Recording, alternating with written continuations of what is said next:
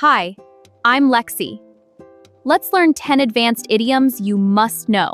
Number 1, stick to your guns. It means to keep your opinion or decision even when others disagree. Example, everyone told him to change his mind, but he stuck to his guns. Number 2, at sixes and sevens. It means to be in a state of complete confusion, disorder, or disarray.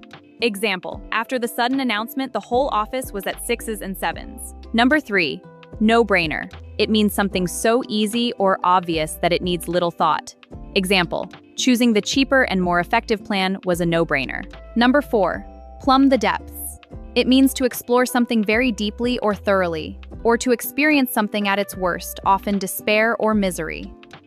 Example 1, the novel plumbs the depths of human emotion. Example 2, after the failure, he plumbed the depths of despair.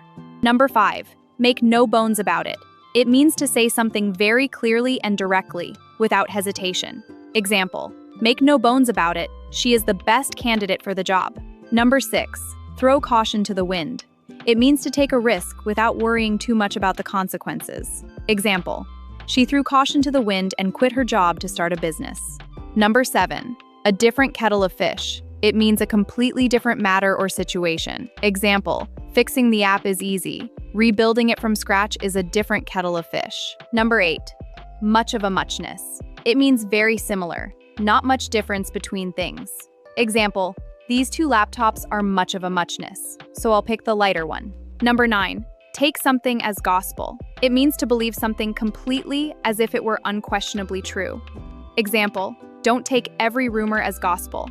Number 10, burn your bridges. It means to destroy relationships or opportunities so you cannot return easily. Example, she left the company politely and didn't burn her bridges.